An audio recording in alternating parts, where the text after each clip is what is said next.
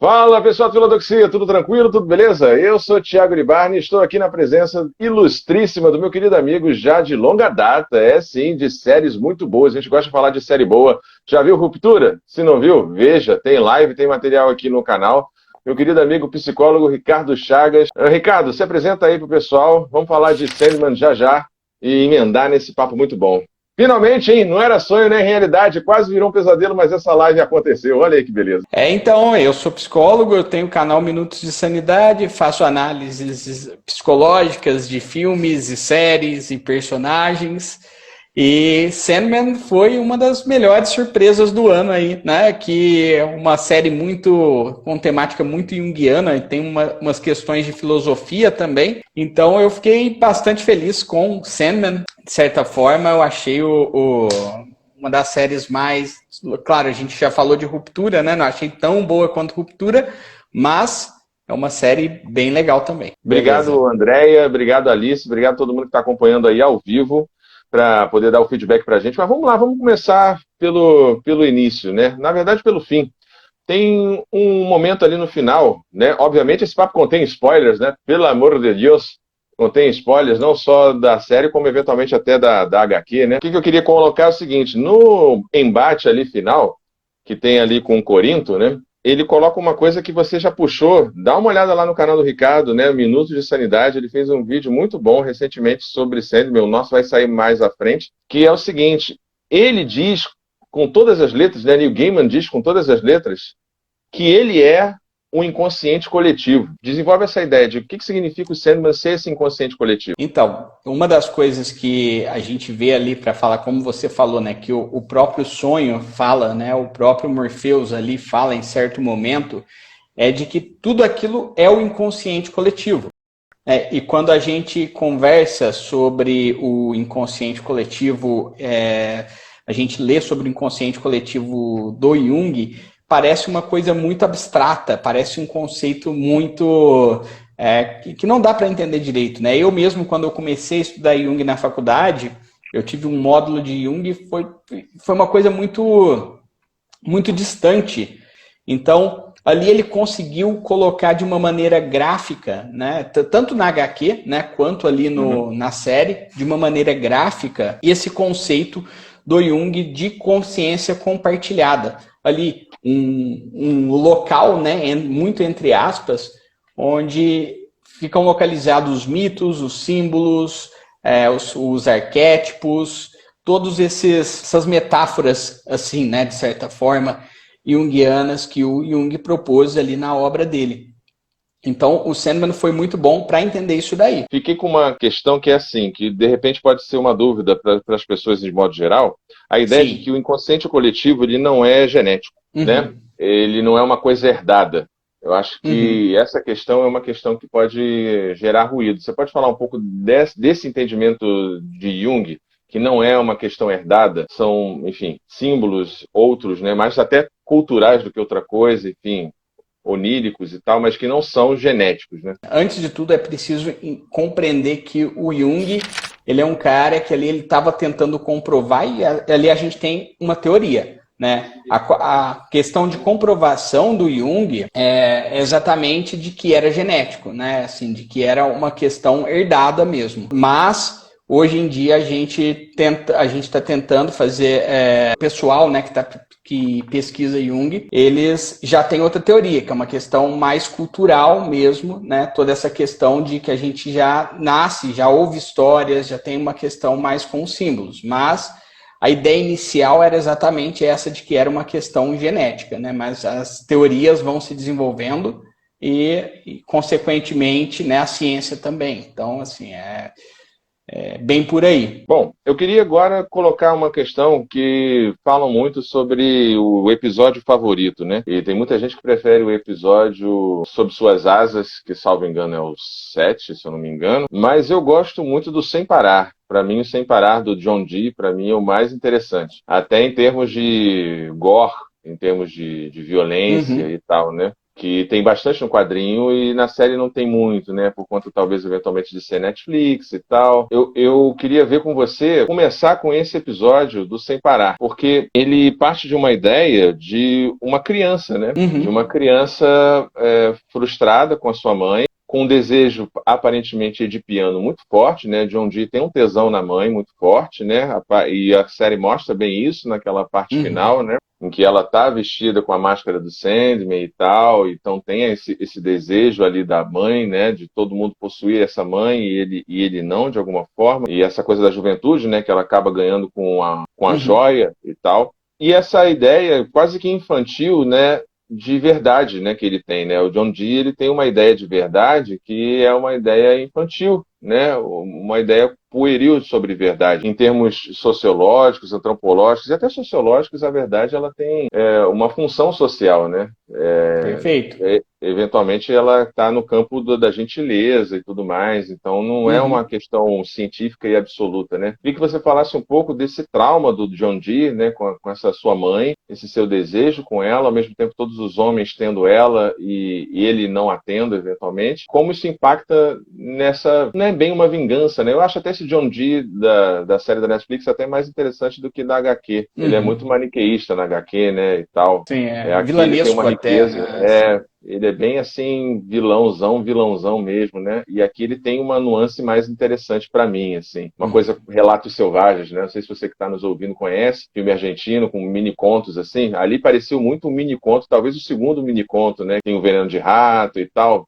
Aquele restaurante ali, eu senti uma vibe ali muito nesse sentido. Então, como é que você entende, percebe, pode contribuir para a gente entender essa questão desse trauma, dessa frustração dessa criança aí e como vir essa ideia de verdade infantil, né? Perfeito, Thiago. Então, agora que você falou dessa questão, né, do complexo de Édipo, né, eu não tinha pensado exatamente em Édipo ali, né, mas faz muito sentido, né, eu não tinha percebido com essa nuance dessa questão, né, da sexualização ali até da mãe, por ela ter uma juventude eterna e ele envelhecer ali mais do que ela, né, e ter toda essa questão, claro, né, que ali ele foi uma vítima de uma fuga ali, né, de uma tentativa de aborto ali, né, no caso do Burgess ali, né, que é o pai dele. Então ela foge e ela tenta sobreviver ali ao lado dele, né, com ele, e para isso ela tenta não mostrar o mundo, né, de certa forma, privá-lo do mundo para que assim ele, vamos dizer assim, não se frustre mesmo, né? Uma questão até muito moderna, né?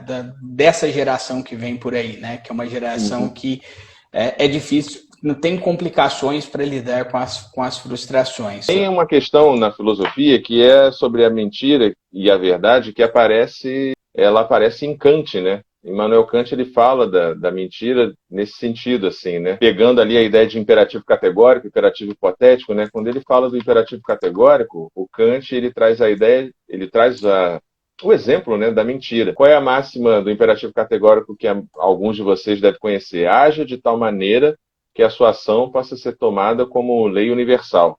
Se aquilo que você está fazendo pode ser tomado como lei universal, então, muito provavelmente, é um ato ético, é um ato moral, né?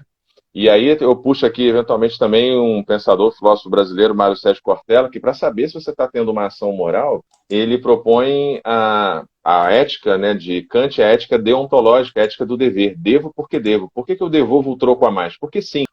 E aí, para pensar uma situação dessa, de troco a mais, de violência sexual, seja lá o que for, o Cortella ele coloca 3 verbos assim: quero, posso e devo, né? Eu quero ficar com troco a mais? Quero. Eu posso ficar com troco a mais? Posso. Eu devo? Né? E aí o Kant ele fala da mentira. Se a mentira ela é tolerada e pode ser tomada como lei universal, então, de alguma maneira, você acaba com as bases da sociedade. Se a gente pensar em pós-verdade, fake news e etc., fica bem complicado, né?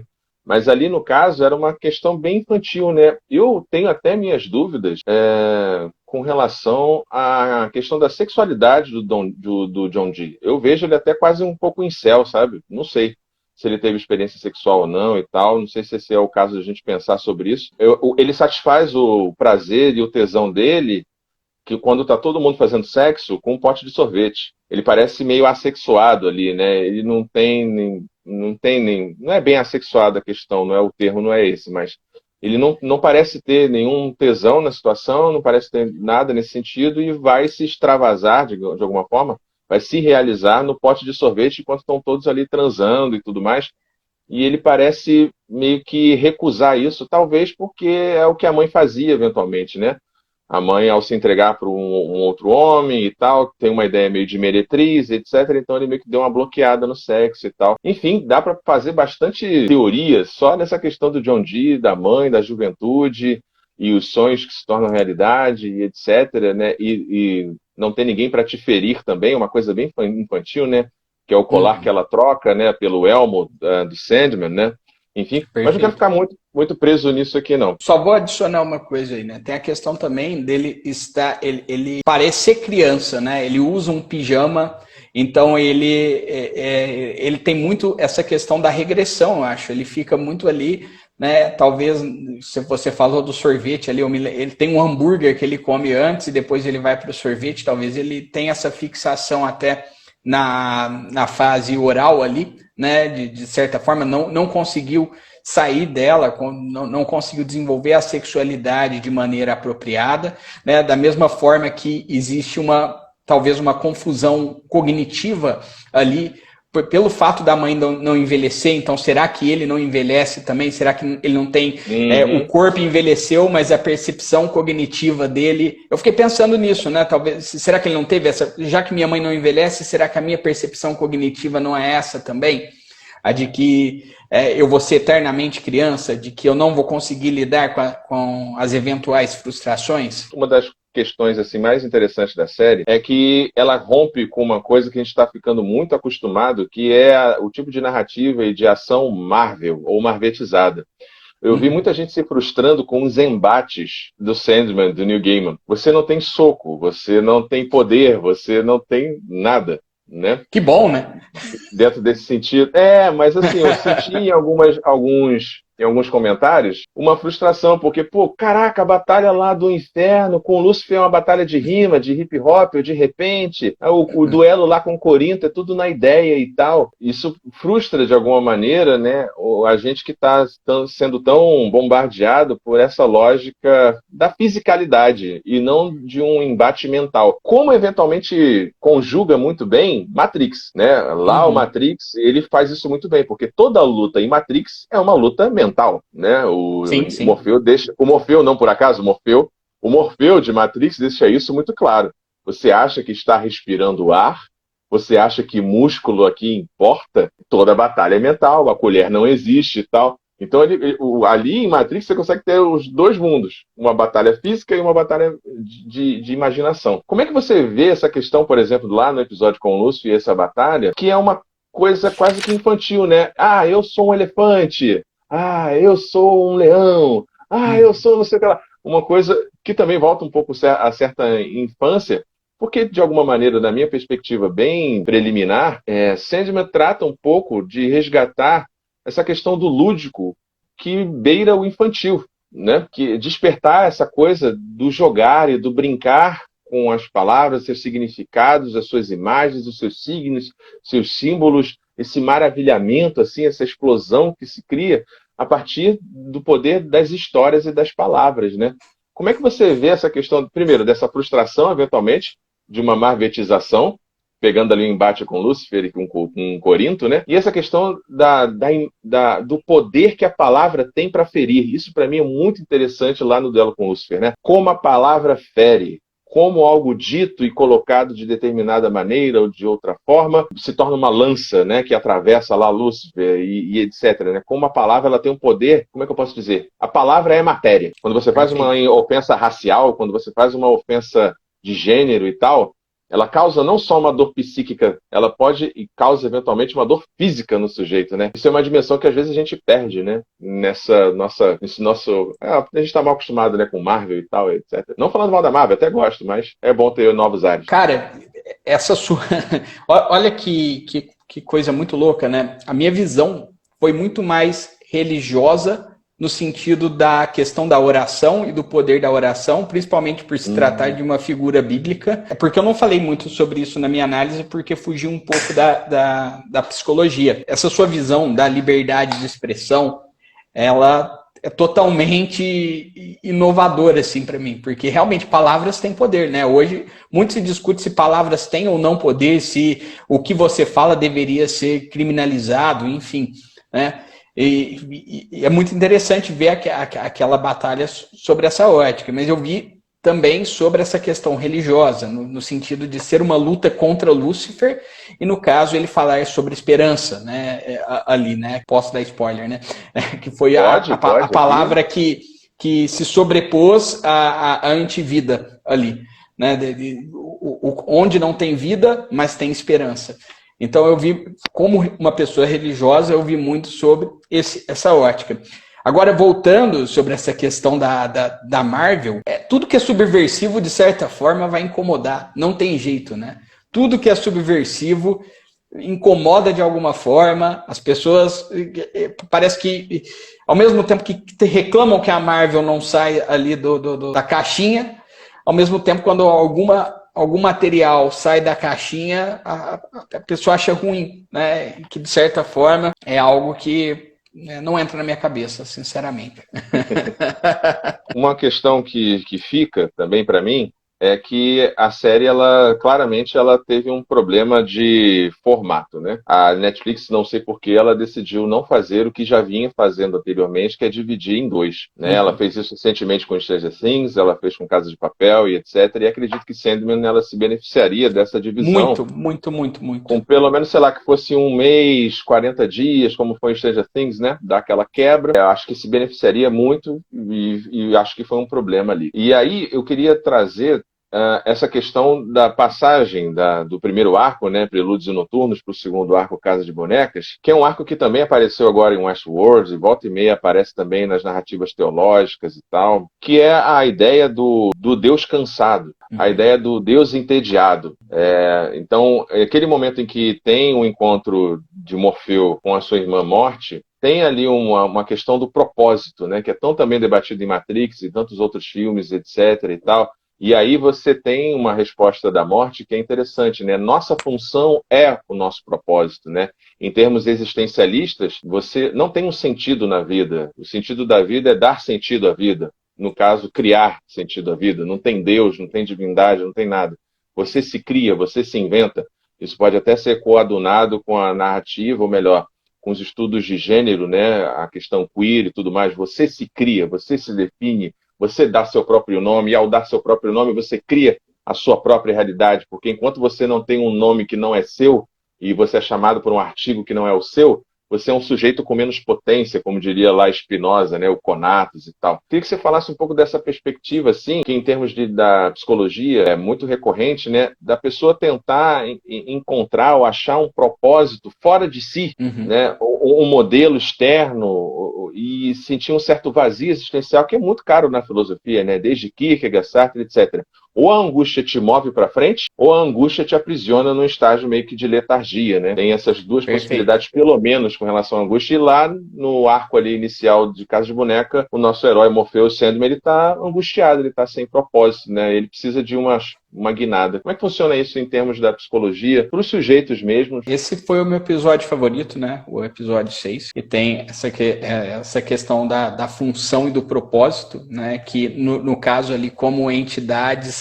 é a mesma coisa, mas de certa forma foi o que a gente já tinha até conversado, né, naquela live sobre ruptura, porque ali existe uma separação entre a vida do trabalho, que seria o propósito humano no sentido de trabalho mesmo ali, né, e uma diferença da vida pessoal que representaria o sentido. Então, para o ser humano, eu acho que essa lógica não funciona tanto ali quanto a lógica de um perpétuo ali, que é uma divindade, né? Assim, eu acho que são coisas muito separadas até, né? O seu propósito e o seu sentido. Eu acho que o Sandman, a jornada do Sandman é uma jornada de transformação, e esse também é um tema da série, né? Quando lá no final, antes do epílogo, né, com Lúcifer e tal, você tem ele falando para Lucien cuidar do reino, e ele pedindo desculpas e tal. Óbvio que esse Sandman da série ele é um pouco mais ameno e menos turrão, digamos assim, do que o na HQ, né? Uhum. É a questão de transformação. Ele faz um pesadelo de se tornar sonho, né? Uhum. Ali naquele momento, apesar dela ainda parecer fisicamente bastante assustadora para mim, se eu a visse, eu ia ficar meio confuso assim, se era um sonho. No caso do Sandman, ali nesse episódio, eu queria ter visto um episódio inteiro sobre esse dia da morte. Mas eu entendi que se quis dar conta de muita coisa. Ao mesmo tempo que você discute propósito e você discute a finitude, no mesmo episódio você discute a não morte, né? A imortalidade. Por isso, talvez ele seja tão rico em tema do que com relação ao anterior, né? Que é o Sem Parar, que é o episódio da lanchonete com o John Dee, que é o que eu gosto mais. Além do primeiro episódio, que eu acho que a série tem um primeiro episódio muito bom, é muito bom, o início é muito bom. Voltando então, quando o Sandman ele se confronta com essa ideia de vida e morte, nessa dialética que você bem fala muito bem no seu vídeo, e ele se surpreende com esse sujeito que tem um amor quase que doentio pela vida, inexplicável, né? Porque a gente tem essa tradição cristã, sobretudo, né? Que a vida é sofrimento, né? Quando o Sandman ele passa esse período ali com a morte, ela está muito contente porque ela faz parte da vida e ele tem, de alguma maneira, o seu propósito restabelecido, ela fala de criar, né, de buscar um novo propósito, e aí a gente tem essa quebra que, de novo, pode frustrar, né, alguns, né, que é um protagonista que não é protagonista, né? Nessa segunda parte ele não é o protagonista, de fato, né? Ele está ali numa outra função ali. E falando em função, a gente tem na psicologia, na psicanálise, etc., várias funções, e a ideia de tratar o sonho como função. Qual é a função do sonho? O que é o sonhar? O sonhar, né, é uma linguagem do inconsciente que faz a gente interpretar questões conscientes. Então, muito do que está sendo dito no sonho, né, tem gente que acha que a interpretação dos sonhos ela é só baseada no inconsciente coletivo, né, no sentido de que existe uma interpretação universal para tudo, para todos os símbolos que você sonha. O que seria a cobra, né, que é um animal que aparece ali. Que é a transmutação ali, né? Que é mudar. Só que pode ser que visto cada símbolo pelo inconsciente pessoal, a cobra pode ter outro significado na vida de cada pessoa. E não necessariamente um significado universal ali baseado apenas no inconsciente coletivo. Eu vejo essas questões do inconsciente coletivo muito mais ricas para você interpretar uma obra, né, do que, de fato, um sonho de uma pessoa, o sonho de um paciente, ou o sonho, né, de uma pessoa que me pergunta ali, né, o que isso significa. O que você mais gostou e o que você menos gostou nessa adaptação? Olha, o que mais me chamou a atenção foi o detalhe ao roteiro mesmo, assim, né?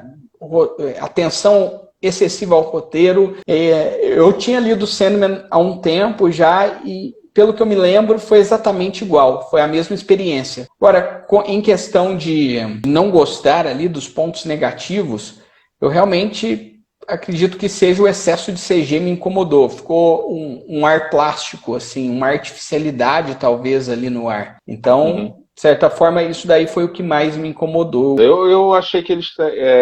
a coisa do orçamento, né, e tal. Eu fiquei um pouco incomodado com o tom teatral. Não no texto, mas assim, cenários, eles são muito... Quando se encontra com Lúcifer e tal, eu achei muito interessante, até que no final você consegue ver melhor, né? Aliás, parênteses aqui para o maravilhoso Neil Gaiman, que está aí irritando mais uma vez essa indústria cultural nova e maravilhosa, colorida e diversa, irritando os nerdolas, né? Que aí teve um Twitter muito bom. It's not my Lucifer! Esse não é o meu Lucifer! E aí o Neil Gaiman respondeu, It's not my problem.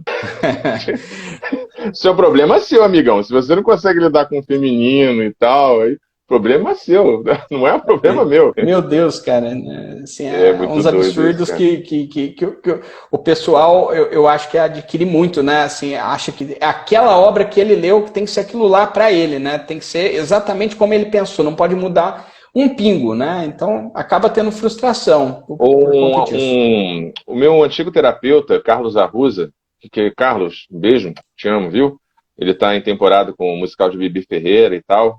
talvez a gente volte a fazer terapia junto, etc. Ele segue a linha da esquizoanálise. Ele usava muito o termo de desautorizar, né? E a gente pensando lá no John Dee, etc., a gente tem um contexto aí, sobretudo pós anos 90, anos 2000, né? De uma audiência, de um público que não está muito pronto a ser desautorizado, né? A ser contrariado, assim. Ninguém tá, vamos falar a verdade, né? Mas, assim, tem uma espécie de, sei lá, uma coisa meio de criança remelenta e mimada, né? Birrenta, que é meio chato, assim, né? Fica complicado de lidar com isso. É exatamente aquilo da frustração que a gente conversou, né? Essa geração, ela não consegue lidar com a mínima frustração e já entra em pane, já dá chilique, né? Exatamente isso, né? Estragaram minha série, né? Aquilo tudo que a gente falou do John Dee é exatamente isso. Eu queria continuar falando sobre essa questão que a gente estava falando dos pontos que a gente não gostou muito. A sala do Sandman, a sala do Morfeu, é tudo um negócio meio teatral, que você vê que tem algumas coisas práticas e outras coisas CGI. Mas é tudo muito um tabladão, né? Isso me incomodou um pouco de mostrar, nem quando ele chega no inferno, que tem aquela abertura dos demônios, que ele vai passando por entre os demônios e tal, e sim, etc. Sim. Eu senti um pouco de sentir um pouco mais o mundo, né? É o que você fala de alguma forma com relação ao CGI, mas eu falo mesmo de câmera mesmo, dela passear mais. Uma coisa que é muito bonita em CGI é aquela saída do corvo, né? Quando ele sai e é tudo CGI, e emenda e ok, funciona. Continuando então nosso papo, voltando talvez à questão do fã mimizento, do Nerdola, eu fiquei apaixonado pela Desejo. Assim, eu falei com você em off, né? Que fotografia Almodóvar. Que coisa blasé, que coisa sedutora. Tem um pessoal já rolando os memes com meninas superpoderosas, com o diabo afetado da menina superpoderosa e tal. Mas para mim é mais, vai além, né? Que é uma coisa que fica muito bem antropomorfizado a ideia do desejo fluido. Perfeito. Com os olhos de ouro, né? Com aquilo que... enquanto você tem o olho que devora tudo, né? Que é o olho do Corinto, o olho com fome, o olho com sede de tudo, né? Ele tem os dentes ali, ele está querendo comer, ele está querendo devorar. No caso, sentir a humanidade, que é algo bem comum às criaturas do sonhar, né? Todos ali, o verde do violinista e tal, eles querem experimentar do ser humano, né? Um pouquinho do que é ser humano e etc. E aí o desejo tem uma dinâmica interessante. Qual é a irmã da Desejo? Desejo? É a Desespero. Queria falar um pouco disso, assim. Eu vi até uns comentários sobre gordofobia com relação ao desespero. Não sei se é muito o caso, mas aí parando para pensar, não tem por que o desespero ser gordo ou magro, alto ou baixo, né? Cabe aí também, eventualmente, pensar sobre, não sei. Não tem, né? O desespero não precisa ter nenhum tipo de forma pré-definida. Mas como é que fica essa conjugação entre desespero e desejo em um contexto nosso, do nosso tempo, assim, em que a gente é convidado a desejar o tempo inteiro? A toda hora está saltando de produtos ou saltando de relacionamentos. Pode pegar aí Zygmunt Bauman e tal, a questão da modernidade líquida, ou Byung-Chul Han, Sociedade do Cansaço e tal. Como é que você coaduna essa ideia do desejo e do... Oh, meu Deus, sempre esqueço o nome dela. Desejo e desespero.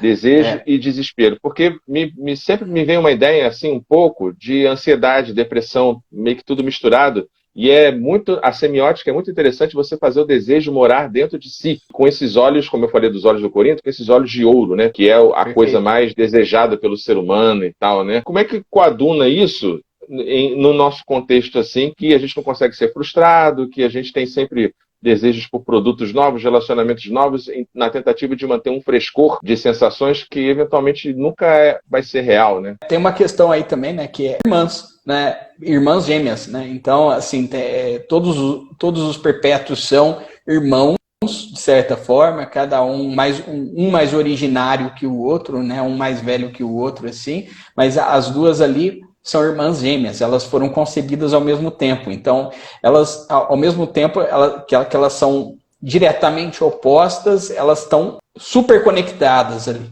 Tem essa questão, essa mudança, né, de que a Desejo estava por trás de tudo ali, né, naquele momento ali, estava planejando ali desde o começo, né?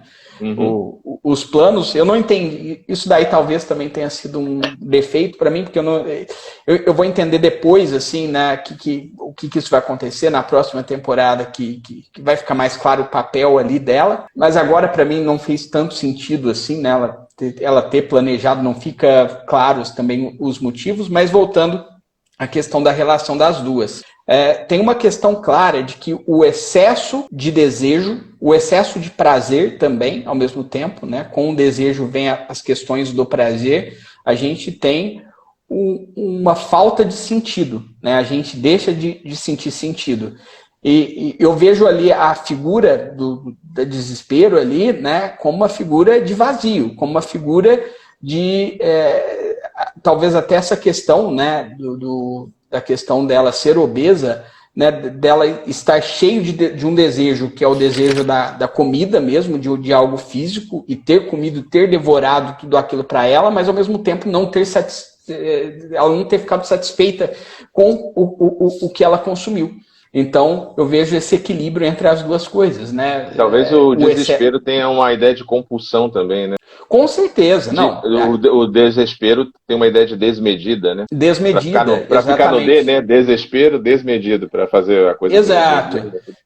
Em inglês eu não sei, assim, é tudo com D talvez, no inglês, né? Despair, né? Então, assim, eu não sei como que poderia ser, se seria exatamente desespero só, né? Ou se a palavra se pode significar outra coisa ali, né? No inglês. Mas aqui desespero é uma coisa muito mais, parece forte, né? Muito mais raivosa, com muito mais energia. Talvez lá não seja tanto assim, né? Conotação dessa palavra. Eu queria voltar lá no episódio, que é o episódio sobre suas asas, que é a ideia de companhia, né? De amizade que tem ali, né? O Sandman, ele se ultraja com a ideia de afirmar que ele precisa de um amigo, porque isso, em tese, rebaixaria ele, né? E como é importante, queria que você falasse um pouco sobre isso, como é que é importante para a questão da saúde mental mesmo, esses laços sociais, não precisa nem ser exatamente uma amizade, né, e tal, mas como isso é importante para certa sanidade, né? Que talvez seja uma questão ali para o Sandman, né? Não dá para conviver só com seus irmãos e suas criaturas, né? Eu interpretei essa passagem com a questão do estigma, né? Até do estigma social, né? Porque ali até teve um questionamento antes, né, no primeiro arco do episódio, sobre aquela questão que a gente já tinha conversado de função e de propósito, né? As duas coisas. Então ali eles são personificações de funções humanas. E como personificações, eles, de certa forma, eles têm uma psique humana também. E de certa forma, eles tentam não serem apenas o que eles são estigmatizados. A morte não tenta ser só a morte, né? Ela tenta enxergar a morte através do olhar da vida. Ele tem a questão do sonho, mas ele não é só o sonho, né? Ele tenta enxergar essa questão do sonho como a subjetividade humana, como até às vezes um pouco de humanidade. Ali os pesadelos que ele cria, né? No final, a Galt ali, ela tem muito essa questão, né, de que ela tinha cansado de ser um pesadelo. O Verde do Violinista, a mesma coisa, né? Ele quis entrar em contato com a humanidade, como você falou. Traduzindo isso para a vida real, né? Por exemplo, quando a gente pensa uma pessoa que é muito estigmatizada, ou pelo trabalho, ou pelo eu sou o advogado, ou eu sou o juiz, eu sou isso daqui, eu sou indissociável com aquilo que eu represento. Então, de certa forma, isso cria barreiras ali de relação. Eu sou um perpétuo, eu sou uma entidade muito poderosa que eu não posso me relacionar com seres humanos, nem que sejam seres humanos imortais, né? Então eu vejo muito essa relação, né? Foi o que eu interpretei ali, pelo menos. Uma coisa que também eu acho que chama a atenção, assim, é a questão da morte como propósito, ou a finitude como aquilo que dá propósito, né? Tem uma certa anedota, né? Uma anedota sobre os deuses, né? Que os deuses invejam os humanos porque eles morrem, porque eles têm o tempo. E os deuses se ressentem de alguma forma porque eles não têm isso, né? Isso que você estava falando agora há pouco me lembra, estou com o Westworld na cabeça, me lembra um pouco a questão da inteligência artificial, né? Me lembra um pouco a ideia do machine learning, né? A inteligência artificial ela vai se dar de fato quando ela criar consciência de si. E aí tem um neurocientista brasileiro, Siddhartha Ribeiro, salvo engano, que me fez uma pergunta agora recentemente no programa Provocações com o Marcelo Tais. Tem no YouTube, quem quiser dar uma olhada aí, Siddhartha Ribeiro. Ele fez uma questão tão psicológica e filosófica que me deixou com medo.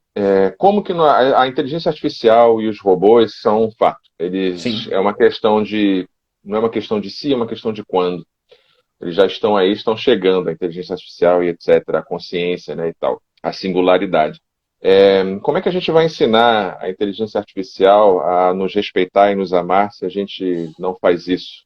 Se a gente não conseguiu ainda, né? Tipo, como é que vai ser feito isso aí? Como é que a gente programa isso? Como é que a gente faz isso?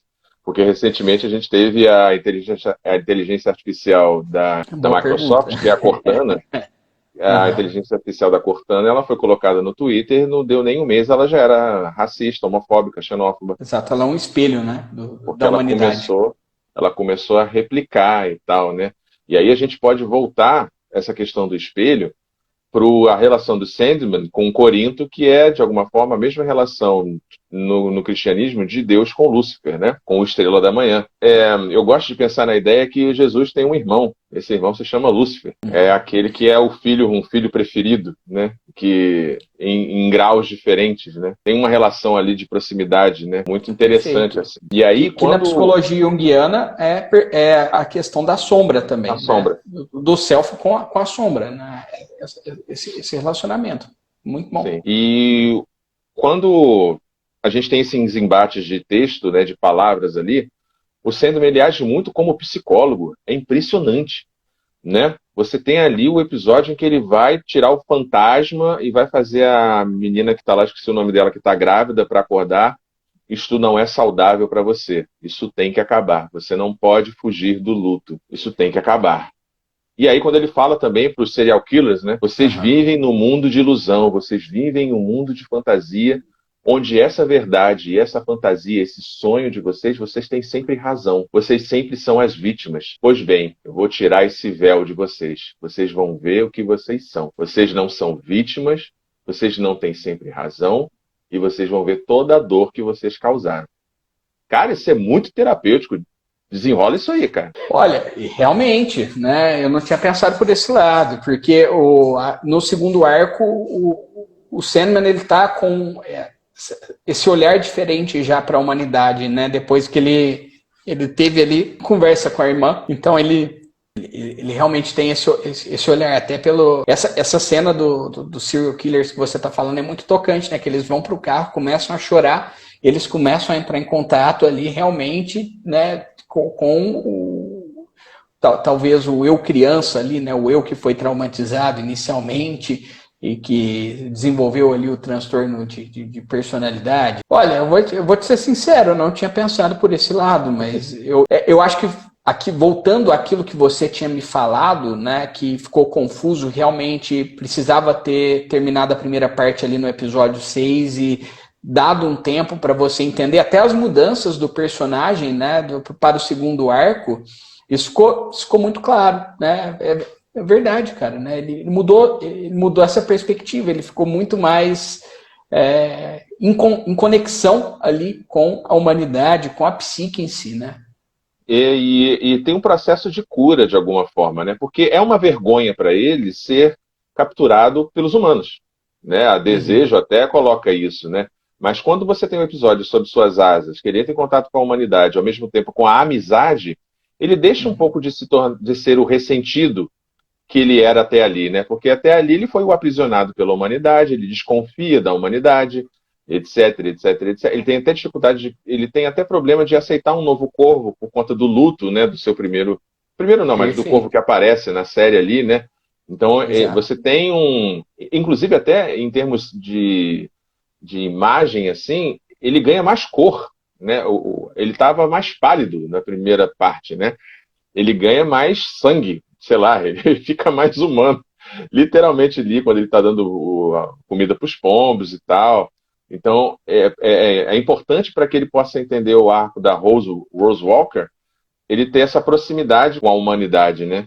Com aquilo que ele nasceu para servir de alguma forma, foi criado para servir, né, de alguma maneira, né? Só quero dizer que esse segundo arco, apesar de ter sido um pouco mais fraco, né, que o primeiro, agora que a gente está conversando sobre, eu acho que eu estou gostando um pouco mais dele, assim, né? tô melhorando a série, estamos melhorando a série. Isso. Não, ele para mim ele é o mais psicológico de todos, assim. Ele é o que pega mais, porque ele vai tentar tratar lá o sonho que quer deixar de ser sonho. E, enfim, eu acho que tem ali uma questão assim muito interessante para a gente. Eu vou passar para a minha turma de ensino médio o Sem Parar e o Sob Suas Asas. O Sob Suas Asas a gente pode discutir muito a Heidegger, né, e a questão da vida autêntica, da vida inautêntica e da morte como parte da vida numa uma filosofia decolonial, numa filosofia indigenista ou indígena, né? O Ailton Krenak ele fala muito isso, né? O homem branco não aprende a morrer. Isso tem também no texto do Neil Gaiman, né? A morte fala. Eles acham que nasceram e que isso é mérito deles, que isso é uma coisa mágica, e aí quando morre eles ficam irritados, ressentidos e querem brigar comigo e tal. Então é só fazer uma cara amiga e estender a mão que pode funcionar, né? De alguma forma assim pode funcionar. A gente só está aqui fazendo essa live, ou fazendo uma faculdade, ou tendo filhos, ou, sei lá, fazendo as coisas da vida, em alguma instância, porque a gente tem um relógio contra nós, né? Se a gente tivesse todo o tempo do mundo, você não faria sua graduação, seu mestrado, doutorado, e as questões todas né, que a gente faz na vida. É porque a gente sabe Perfeito. que já nasce morrendo, né? Não é mais um dia, é menos um. Esse dia que você está vendo essa live é menos um dia da semana. Essa manhã é menos uma manhã. E nada garante que amanhã você está vivo. E a gente tem uma arrogância tão grande, um egocentrismo tão grande em termos humanos, assim, né? Que a gente acha que o fim do mundo é a explosão do planeta como se fosse uma estrela da morte. E não é, né? É só o fim de você. Você enquanto consciência que percebe a si o mundo e as coisas, né? E é uma percepção muito matemática até, né? Porque a gente analisa ali, né, a vida e a morte pelos anos vividos, né? Se valeu a pena, se a vida valeu a pena, se não valeu. Né? Teve até um influencer que morreu, né, com o cachorro que viajava ao mundo, e muita gente fala assim, ele viveu mais que... Eu li muitos comentários assim, ele viveu muito mais que muita gente, porque ele viveu intensamente. Né? Uhum. Só que ali no Sandman tem aquele momento que a morte, um dos momentos mais emocionantes ali do episódio 6, que envolve um bebezinho, né? Foi só isso, pequenino. Exato. Né? Foi só isso, né? E assim, que toda pessoa que nasce tem direito a uma vida, né? A um tempo de vida. E esse tempo de vida, ele é uma unidade única para cada ser vivo. Então, de certa forma, encarar a morte dessa forma, né, foi uma virada ali para mim, né? Foi uma questão até que interessante, porque a gente sempre vê, né, essa questão numérica, intensidade, a gente tenta medir a vida. Intensidade numérica, assim, sempre numa ideia de futuro, né? Há algumas filosofias taoístas, budistas e tal, falam de uma meditação, né? De uma meditação constante, né? E aí, Santo Agostinho também fala muito disso, né? Da questão do tempo psicológico, né? O futuro não tem consistência, o passado não tem consistência, né? O futuro é uma esperança, uma expectativa. Só existe o presente. E talvez essa seja uma das maiores dificuldades da gente, né, nesses tempos assim tão ansiosos e tal, da gente estar presente no presente. E assim, é importante falar das pequenas coisas, né? Assim, você estar presente, eu aqui conversando com você nessa live, como a gente já falou do fluxo, né? Presente lavando louça, presente arrumando a casa. Acho que é uma questão interessante, assim, que a gente fica muito numa projeção de coisas a fazer, né, e acaba não estando presente, né? E vai ter também o irmão, né, que é o Destruição. Eu acho que vai ser bem legal falar da tecnologia, primeira revolução industrial, segunda revolução industrial, e como a tecnologia vai ajudar a gente a se destruir de alguma forma. E a renovar, né, também. E a renovar ao mesmo tempo, uma coisa bem hindu, né? A dança da morte é a mesma dança da vida, da destruição é a dança da criação, assim. Exatamente. Olha, quero já agradecer de antemão a você e todo mundo que ficou aqui com a gente, tanto no YouTube, eventualmente, quanto no Instagram. Muito obrigado. Olha, Thiago, eu queria agradecer o convite para a gente conversar, né, sobre essa série maravilhosa que foi Sandman. E também dizer que eu estou ansioso aí para a segunda temporada. Eu acho que muito provavelmente pode até ser melhor do que essa primeira. né? Eu acredito muito nisso, eu acho que eles vão aprender muito ali, até com os feedbacks, assim, né? Talvez, sei lá, né? Mudar algumas coisas ali, principalmente essa questão da organização ali, de que tem muito de série inglesa, né? Que, sabe, a série é muito boa, mas tem essa questão toda de Do certa formato, né? forma, do formato ser esquisito, sabe? Assim, não ter. Mas eles poderiam ter feito isso, né? Quem sabe dividir os 2 próximos arcos ali em 2 partes da temporada, até para ter uma discussão, para você pensar mais e entender que existe uma transição, existe uma ponte, né? Eu Eu acho que esse é também tenho minhas dúvidas sobre esse formato de maratona, não sei, talvez semanal, eu não sei. Eu tenho minhas dúvidas. Eu gosto de maratonar, mas ao mesmo tempo é muito. Essa coisa fica muito ansioso, assim, e o assunto morre muito rápido, né? E não dá pra gente Exato. debater tanto assim. Se fosse talvez episódio a episódio, não sei, pudesse render um pouco mais, né, e tal. Eu quero fechar então esse papo aqui, trazendo a provocação, se nós não aprisionamos o sonhar de novo, ou melhor, o sonho de novo. Será que nós não aprisionamos o sonho de novo? Que sentido eu falo isso? Eu falo isso em termos de número mesmo, né? Eu estava vendo os dados sobre sono, sobre medicação, sobre os transtornos de sono e etc, né? Sobre a gente tá num contexto em que você toma um medicamento e tem tipo um blackout e Uhum. acorda para o dia seguinte, tem a coisa da produtividade e tal. E o Neil Gaiman, quando ele escreve ali no contexto da Primeira e Segunda Guerra, né, onde a humanidade, em termos Não sonha. sociais e morais, né, ela para de sonhar, né, assim, né. É um momento de trevas, né, o momento dos fascismos, dos Sem totalitarismos e esperança. tal. Sem esperança, sem esperança. E eu fico vendo, assim, os números, né, juntando aí o Byung-Chul Han e tantos outros teóricos, sobre essa questão do descanso, né, da necessidade de um bom sono, de um sono reparador, nosso vício em telas, essa luminância que a gente está sendo exposto, essas medicações e tal. O quanto isso pode ser danoso? E você acha que a gente está, de alguma forma, numa nova empreitada? Neil Gaiman poderia escrever sobre isso de novo? A gente está aprisionando o sonho de novo? Olha, com certeza, né? Eu acredito que é porque ele no contexto, né? Tá no tempo atual, tá acontecendo tudo no tempo atual, ele tá acordando agora, mas já era para ele estar.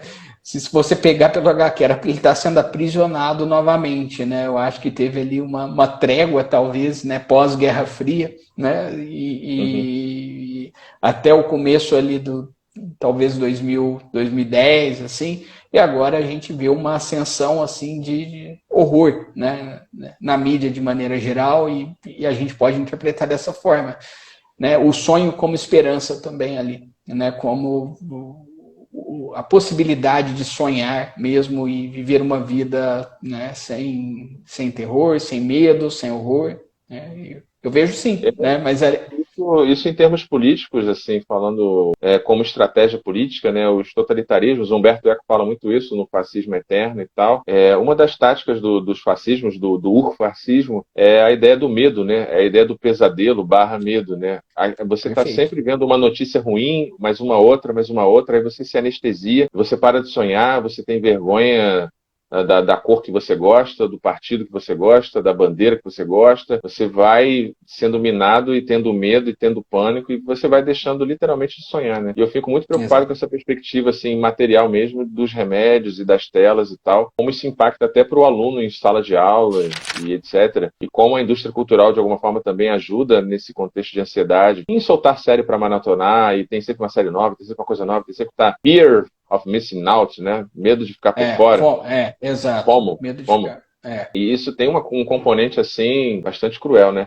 Mas é isso, Ricardo. Muito, muito obrigado pela sua Eu que participação. agradeço. Não deixem de sonhar. Só preste atenção aí se você não está sonhando o sonho do outro ou vivendo o projeto do outro. E aí, quando você acordar, eventualmente seu tempo já está acabando. Preste atenção só nisso aí, né? Porque a gente às vezes vai indo pelo outro. E esse outro são tantos e múltiplos, né? É difícil conhecer a si mesmo, assim, né? Talvez seja a jornada do Sandman.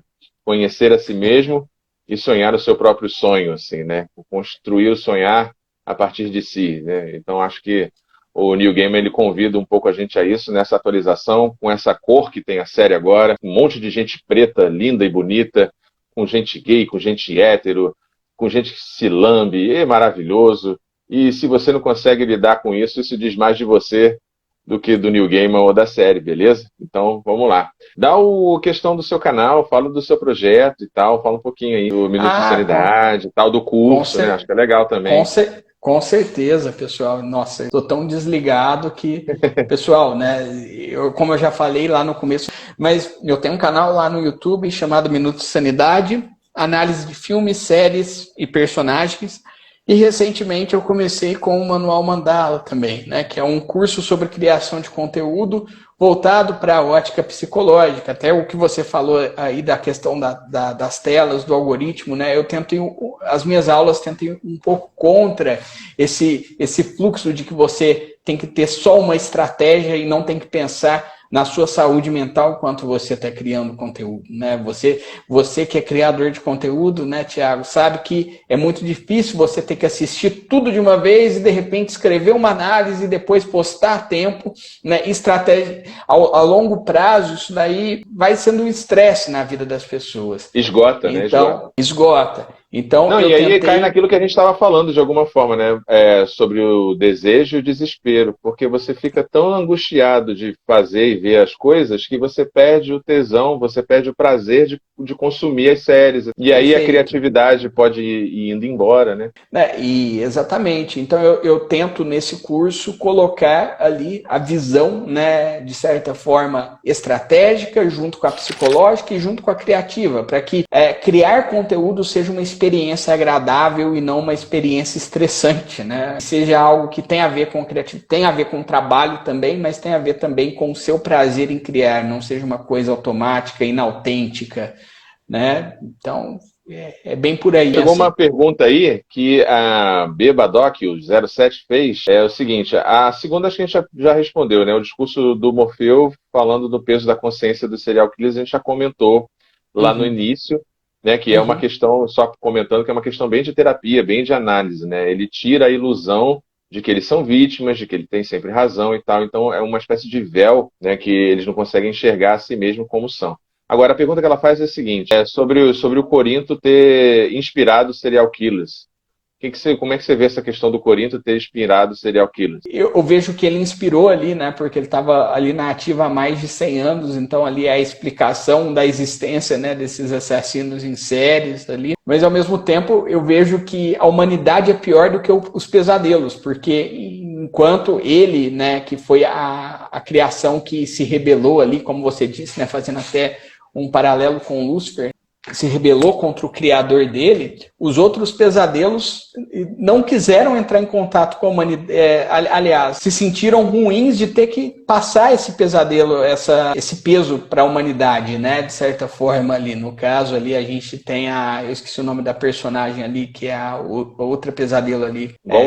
Gold, exato, né? Então ali a gente tem dois paralelos. Então, ao mesmo tempo que eu vejo ele inspirando isso, né, eu vejo que muitas vezes a humanidade nem precisaria dos pesadelos, né? Ali foi só um detalhe e que os pesadelos vão se criando sozinhos, assim, né? Os pesadelos reais mesmo, a realidade é muito mais cruel do que o pesadelo onírico mesmo, assim, nesse sentido. É interessante pensar, assim, como que a gente às vezes tem essa coisa de uma demanda por um político messiânico ou por um modelo a seguir, né? O Jack Stripador e etc. Aí você pega algo que é perverso, você tem uma certa idolatria, você cria uma espécie de religião, né? Exato. Uma espécie de religião. Como tem ali as salinhas, né, que vão sendo visitadas nesse episódio, né? Tem até a salinha da religião, tem a salinha. Cara. Aquilo ali é muito legal, né? Porque tem uma ideia muito recorrente nesses transtornos de personalidade,